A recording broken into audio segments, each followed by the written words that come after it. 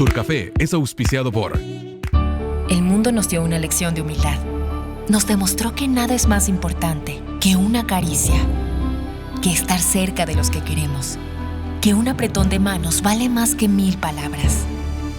Vivir esto nos hizo más fuertes, para levantarnos, regalarnos apretones de manos llenos de ilusión y caricias que duren para siempre.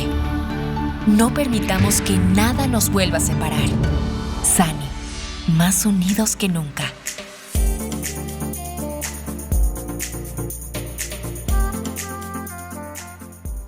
Hola a todos, bienvenidos a Turcafé, a este programa especial que les prometí en las redes sociales sobre el tema de la despenalización del aborto en el país.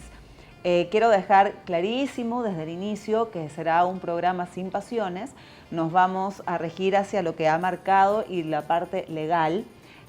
Vamos a tratar de que las pasiones no nos invadan y también dejaremos claros ciertos puntos y ciertas preguntas que he recibido en estos días también a través de las redes sociales, que se las quiero agradecer de antemano. También quiero agradecer la presencia de Zaida Rovira, vicedefensora del pueblo, ¿no?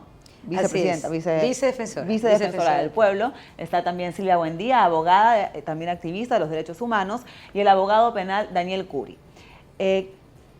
Este tema, digamos, se ha tratado en diversos medios, ya han pasado aproximadamente 2 semanas, un poquito más, y creo que es momento de hablar y de poder dejar claros ciertas interrogantes que todavía, al menos yo siento que en la población, en la gente, existen dudas que puedan parecer sencillas, pero que tal vez para el día a día de la gente no son tan sencillas.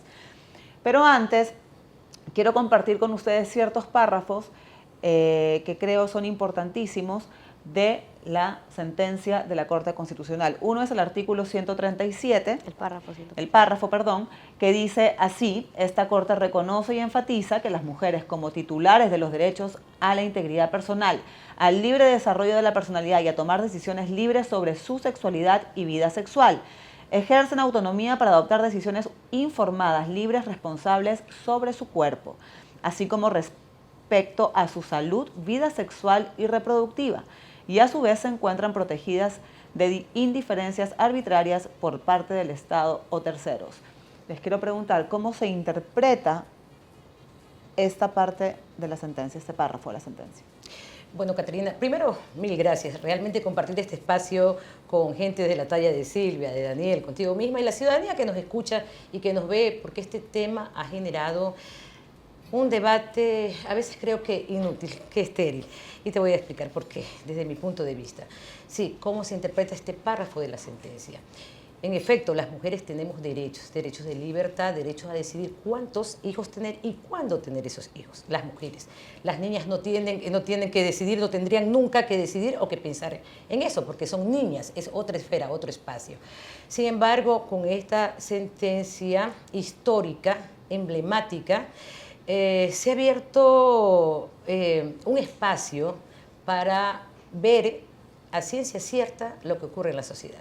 Estamos frente a una sociedad machista, patriarcal y misógina. Tenemos derecho a decidir, tenemos derecho a la autodeterminación, a la voluntad sobre nuestro cuerpo, y no es el Estado y no es un particular el que puede decirnos cuándo y cuántos hijos tener. Partamos por eso. Creo que el análisis de la Corte es totalmente adecuado en esa parte, totalmente adecuado. Tengo algunas observaciones en otros acápites de la sentencia, pero creo que tendríamos que hacer un enfoque integral. Por ejemplo, y algo que conversaba con Silvia antes de que empezáramos acá, este espacio, es precisamente este tema de la penalización del aborto por violación a una mujer con discapacidad mental. Partiendo desde ahí, yo creo que, mira, nunca... Pero eso ya existía. Por eso ya existía, pero nunca en la redacción del Código Penal, nunca hubo la intención de la protección de la vida antes de nacer, nunca. ¿Y por qué me atrevo a decir esto? Porque, claro, primero nos dicen que está penalizado a la mujer que consiente en el aborto y al médico que lo practique. Pero luego, claro, nos dicen, está exento de la penalización la mujer que aborte por violación, siempre y cuando ésta tenga una discapacidad intelectual. Con esto lo que se está marcando, se está reforzando, son estos estereotipos que marcan a la mujer. Si la intención era la protección de la vida desde la concepción, nunca debió existir en el Código Penal esta salvedad, nunca. Pero ¿cómo se puede argumentar con temas legales, digamos, o qué sé yo, que tenga un sustento válido, esto de que no se trata de la defensa de la vida desde la concepción o no? Yo creo que las personas que hablan y dicen es que, yo qué sé, la Constitución garantiza el derecho a la vida desde la concepción, comenzando que no se han leído la Constitución, porque el artículo 45, abogados, que yo sepa, por lo menos en la Constitución actual desde el 2008, no habla de que se garantice el derecho a la vida desde la concepción. Esa frase no lo dice, ¿verdad? ¿Verdad? ¿Estamos ¿Cuál es de la acuerdo? frase que Totalmente. dice la Constitución? Se protege la vida desde Se la concepción. protege la vida, incluido el cuidado. Quiero Es diferente. saber qué significa. No impone penalización, sí, además. pero ¿cuál es la diferencia entre protección? Yo te explico. A ver, si partimos un poco del artículo 4.1 de la Convención Americana, nos dice que generalmente se va a proteger la vida desde la concepción, Exactamente. ¿verdad?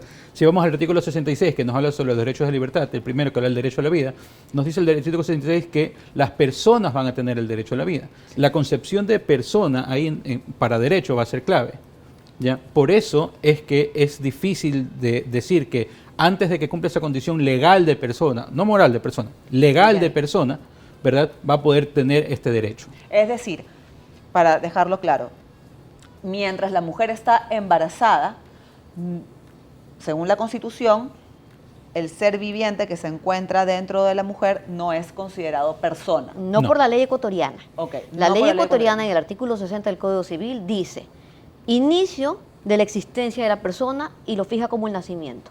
El nacimiento y separación del bebé nacido de su madre. ¿Y qué es lo que debe de proteger el Estado desde la concepción? El cuidado y la garantía de la vida, pero ¿en qué casos? Primero, el artículo 45, porque no lo han leído, está en la sección 5ª y habla sobre niños, niñas y adolescentes, no sobre fetos ni embriones. Tampoco dice sobre los no nacidos. Lo que se garantiza es el Estado reconocerá y garantizará la vida, incluido el cuidado y protección desde la concepción. Pero estamos hablando de niños, niños y adolescentes desde el momento en que han sido concebidos y su madre necesita, por ejemplo, que el padre se involucre en los alimentos. De los alimentos, por supuesto. Claro, O también- pero, perdóname un ratito, 2 artículos antes sí habla de las mujeres embarazadas y lo que dice el artículo 43.3 de la Constitución es las mujeres embarazadas tienen la garantía del Estado de su protección de su salud y su vida en forma prioritaria.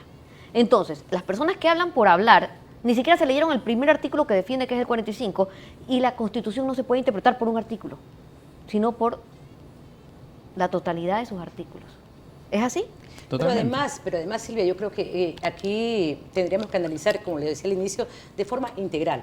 Porque están llevándonos a un debate de la protección de la vida desde la concepción y poniéndonos rango a los derechos, cuando los derechos No tienen tienen igual rango, rango, claro. son interdependientes y eso es lo que ha analizado la Corte. Entonces, en la misma categoría y el mismo objeto de protección debe tener el derecho a la vida y el derecho de las mujeres a elegir libremente cuándo y cuántos hijos tener. El derecho que tienen las mujeres a que sean protegidas, a ser protegidas y no vivir una vida llena de violencia. Entonces, estamos hablando de derechos que deben ser protegidos por igual.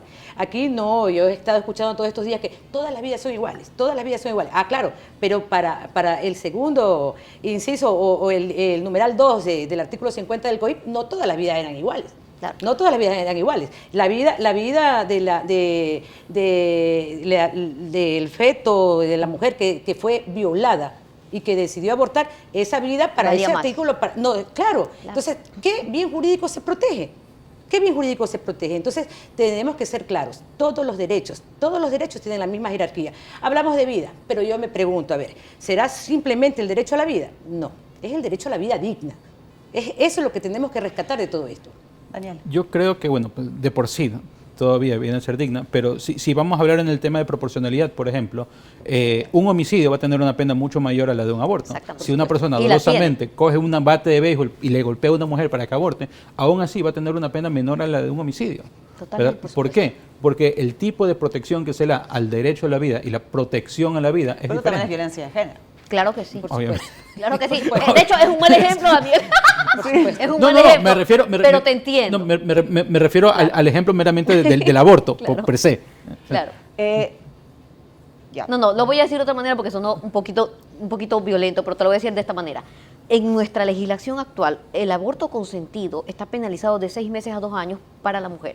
Claro. En cambio, el homicidio, el asesinato, tienen penas muchísimo más altas. ¿Por qué?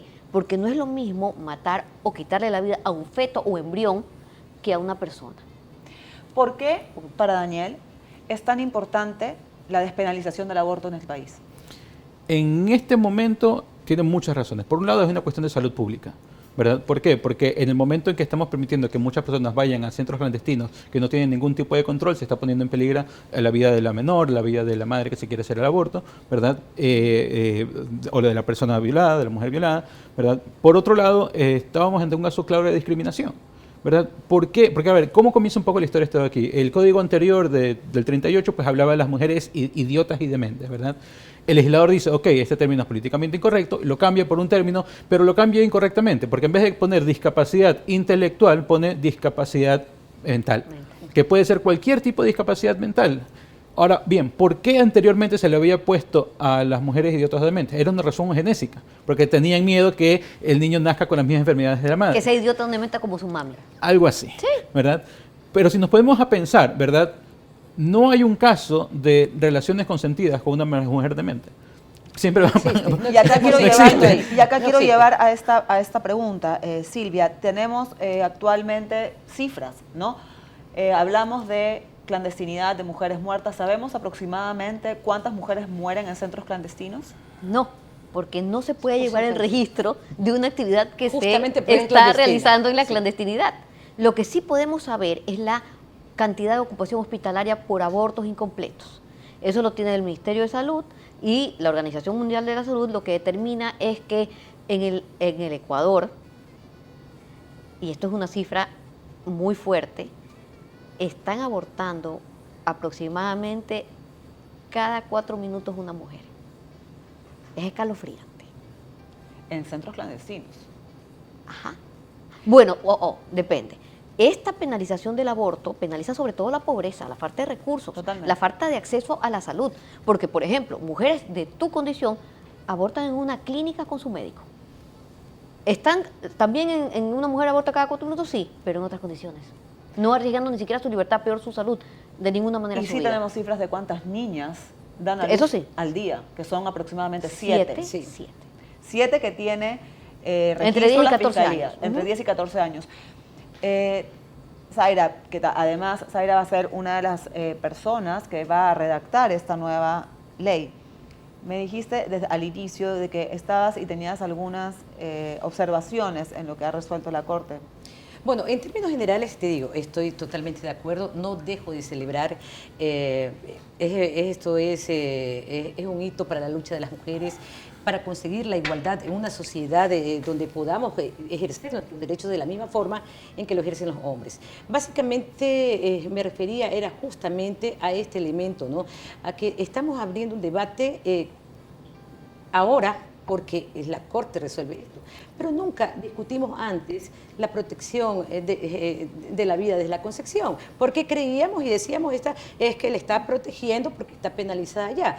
Realmente no es así. Seguimos viendo, y repito, es una redacción misógina cuando más allá, yo le veo un poco más allá incluso, no solamente el temor de cómo nazca esa criatura cuando es producto de la violación a una mujer con discapacidad intelectual o mental, va más allá de eso. Es que, claro, por ningún motivo puede haber consentimiento allá. Entonces, para las mujeres que no tienen discapacidad intelectual, siempre va a quedar la duda de que si Claro. fue violación o quiso engañar para abortar. Entonces, eso siguen reforzando estereotipos que marcan a la mujer, y es lo que definitivamente tenemos que terminar acá.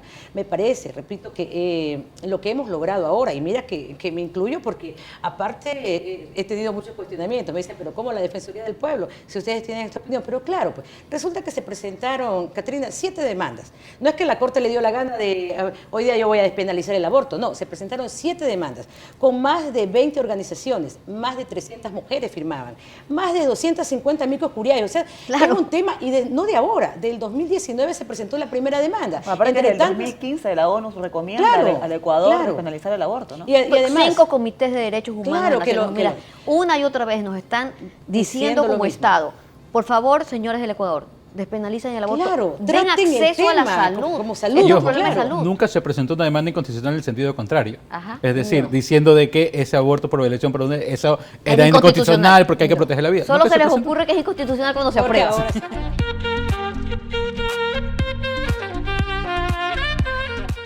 El mundo nos dio una lección de humildad. Nos demostró que nada es más importante que una caricia, que estar cerca de los que queremos, que un apretón de manos vale más que 1000 palabras. Vivir esto nos hizo más fuertes para levantarnos, regalarnos apretones de manos llenos de ilusión y caricias que duren para siempre. No permitamos que nada nos vuelva a separar. Sani, más unidos que nunca.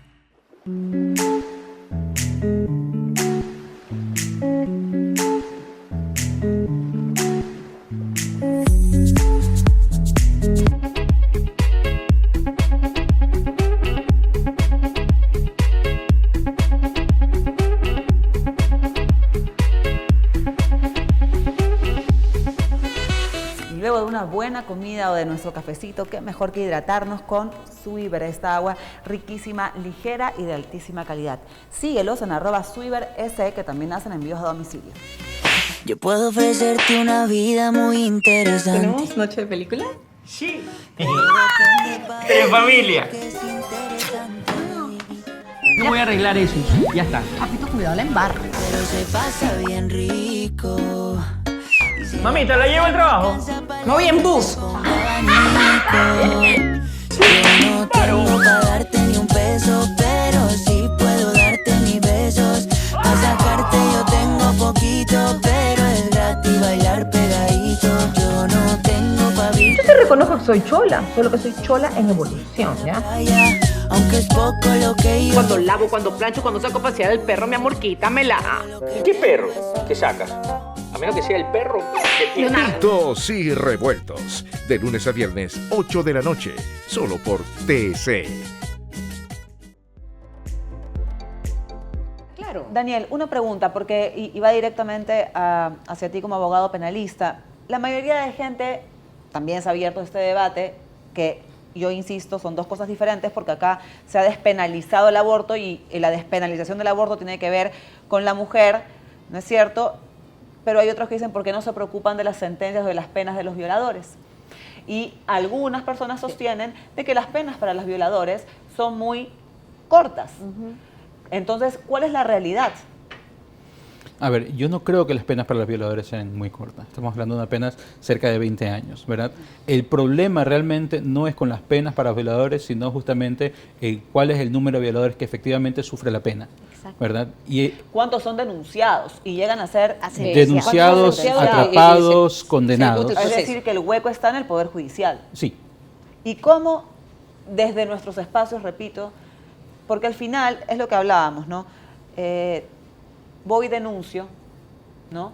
Que me violaron, y hasta que se llegue a ese proceso de judicialización, sentencia y luego, bueno, que lo metan preso, ¿qué se debe de hacer, Silvia? A ver, No, O sea, deja que que diga la Daniel y después yo palabra quiero decir algo como desesperadamente. abogada litigante en temas de violencia de género.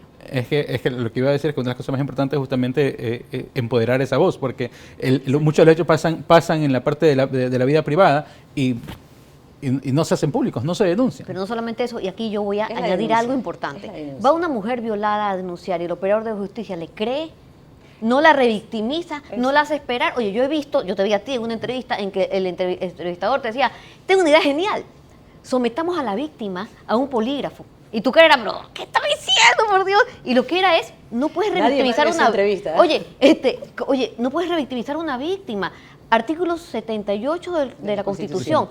Una víctima de una infracción penal tiene que ser reparada, no revictimizada. Entonces, ¿qué se les ocurre a ustedes? Que de repente va una persona, me robaron el carro, me hicieron secuestro de estrés, viene un hombre, me robaron el celular, voy a la fiscalía. Para Oiga, creerle. sí, ¿cómo no, señor? Venga acá, a usted le robaron el celular, pase por el polígrafo, por favor, a ver si está diciendo la verdad. Claro. ¿Por qué en el caso de una mujer violada les parece que es una idea genial?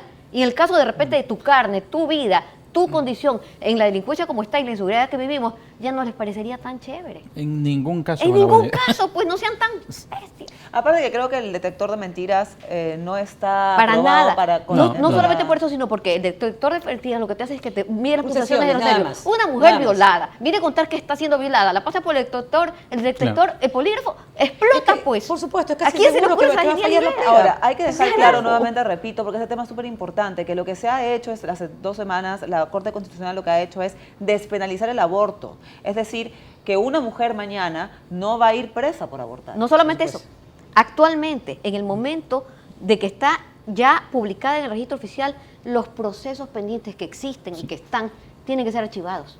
Si estás presa, tienes que salir en este momento. Es decir, se aplica la retroactividad En este caso. justamente para todos los casos anteriores. El principio de favorabilidad que lo dice la propia Corte Constitucional en el análisis de la sentencia.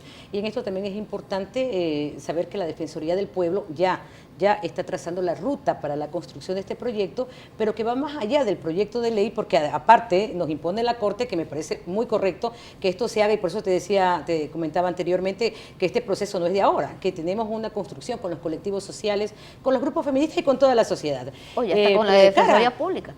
Defensoría Pública, y a eso iba justamente. En este momento, para garantizar justamente que la sentencia se cumpla desde ahora estamos ya articulando con Ministerio de Salud, Defensoría Pública, Fiscalía. Estamos emitiendo una medida de cumplimiento obligatorio para que la Defensoría Pública se encargue de estos casos que están vigentes todavía y que, por Dios, se les archive de una vez. El principio de favorabilidad, que repito, está también dentro del análisis de la sentencia. Bueno, recibí un montón de preguntas que pueden sonar, como dije al principio, un poco sencillas, pero tal vez no. Y la primera es, ¿toda niña embarazada se considera una violación? Toda niña menor de 14 años se considera una violación porque la edad de consentimiento sexual en el Ecuador son 14 años y así lo estipula el artículo O sea, 171 menor de 14 años. del Código. De 13 para abajo. No, de 14 para De abajo. 14 para abajo. Ok. Aunque esa niña tenga un noviecito de 14 años y hayan decidido, es una violación. Porque no tiene edad de consentimiento sexual. Ok. Lo dice la ley, no tiene edad de consentimiento sexual. Si esa niña sale embarazada de un niño menor de edad, ¿qué sucede? Ella tiene derecho a interrumpir ese embarazo en forma legal y el médico también en forma legal. De acuerdo. Y para el chico de 14 Si es menor, años, bueno, lo va a decir el abogado Si es menor de penalista. edad. Es menor de 12 años, es inimputable. Si es mayor, puede ser juzgado como un adolescente infractor que está en conflicto con la ley penal. Si tiene 14 para abajo. Pero, no. De 12 para abajo, de 12 para arriba. Esa es la relación. De 12 para abajo es un niño. De 12 para arriba es un adolescente que puede ser juzgado, porque esa es otra cosa que te dicen, ay, las niñas menores de 18 años no van presas. Perdóname, claro que sí. Lo que pasa es que no con la ley No penal, con el sino rehabilitación Con el del Código ¿Ya ha de pasado Niñez. eso acá antes? Por supuesto. Yo tengo el caso emblemático de Margarita, una chica de 16 años que no solamente era una adolescente, sino que era indígena y que fue violada y estuvo presa 8 meses. Los políticos aquí te dicen, ninguna mujer violada que ha abortado ha ido presa. Perdóname, pregúntame a mí, pues. Acá tenemos la lista. Tenemos los documentos que no les gusta leer y que no quieren enterarse. Claro que hay. Y si una niña, obviamente de 14 años, menor, tiene un novio de 18, 19 años, es considerada violación. Ahí Y sí. en el caso que el padre vaya y lo denuncie, hay una potencial posibilidad de que vaya preso. Ahí sí. Sí. Ahí sí, supuesto. completamente. Ok. Aunque haya consentimiento sexual entre ambas personas, cualquier niña de 14 años o menor se considera violación. Y lo repito tantas veces porque de verdad que creo que es una de las cosas que están como hay un vacío importante ahí en ese tema. Es que sabes que en delitos sexuales el consentimiento es irrelevante. Y lo dice el artículo 175 del Código Orgánico Integral Penal, abogado, corrígeme si verdad, pero no leen, periodistas que no leen y que vienen a hablar de lo que no saben y a preguntar y a hacer entrevistas sobre lo que desconocen. Claro. Y eso es dramático. O sea, el tema del consentimiento es un tema súper complicado, ¿verdad? Porque hay muchísimas formas de consentimientos, hay muchas formas como el consentimiento puede ser expresado y hay muchas formas en las que el Código Penal como que se hace la vista loca, ¿verdad? Y eso lo vemos con el caso del delito de estupro. Porque vemos que el delito de estupro es una menor de edad, pero es mayor de 14 años, pero dio el consentimiento, pero fue un consentimiento bajo engaño. Entonces es una cosa medio... ¿Y si tiene la chica 15, 16 años? Nuevamente, en esos casos sería estupro. Es decir, soy menor de edad. Pero Pero soy igual mayor de es 14, no soy considerado niño. violación. Oye, pero por lo menos, gracias al cielo, ya ese artículo no es como antes. Cuando yo estudié, ¿te acuerdas cómo era? Mujer, tantos años. espérate, cuando nosotros estudiamos el Código Penal, tú no, nosotras sí, el estupro era para mujer honesta. Sí.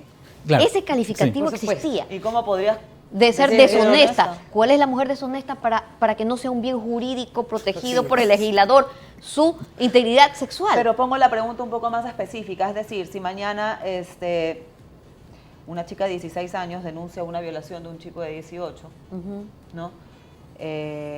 Siendo menor de edad, que es lo que ustedes dicen estupro, ¿es considerado violación? No. A ver.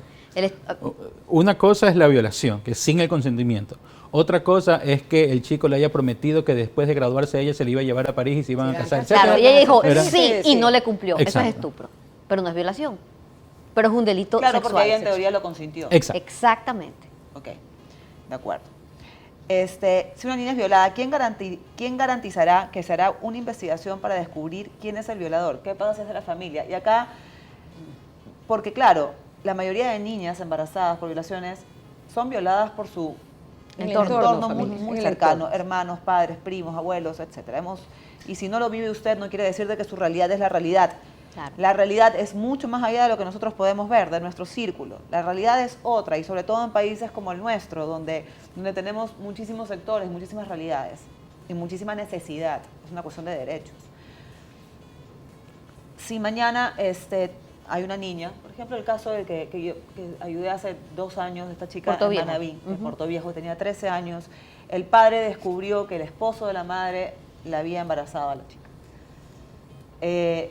Muertos de miedo, nunca pudieron denunciar, la chica al Estamos final amenazados, tenía sí. 7 meses de embarazo, tuvo que dar a luz, tenía 13 años. ¿Quién garantiza? En ese caso estábamos tú y yo y la pudimos ayudar, pero ¿quién le garantiza a esa víctima que realmente el Estado a partir de ahora va a hacer una gestión para poder protegerla? Fiscalía. No nos pueden pedir a las activistas que también los metamos presos a los violadores. No funciona así el Estado. Esto es netamente fiscalía. Sí. Claro. Es la misma pregunta que Solo se le haría tiene para la cualquier otro obligación. delito. Exacto, Eso porque no es tiene la diferente. obligación. O sea, cuando es violación, las feministas tenemos, ¿qué están haciendo las feministas que no meten presos al violador? ¿Por qué las feministas no han incrementado las penas de violación en el caso de violaciones? Pero cuando es otro delito, ahí sí es la fiscalía. Y por cierto, también me van a corregir si estoy diciendo algo errado. A partir de 2014 se incrementaron las penas a los violadores. Y en eso apoyamos también nosotros. Paremos un poquito la conversación porque creo que toda producción se va a infartar en este momento y sobre todo Farruko, que ya me está mirando, que no sabe cómo lo va a editar. Vamos a tener una segunda parte. Nos vemos el próximo domingo. Sigan mandando sus preguntas. Digan lo que les gustó, lo que no les gustó, qué es lo que quiere saber. Nos vemos la próxima semana. Gracias a mis invitados.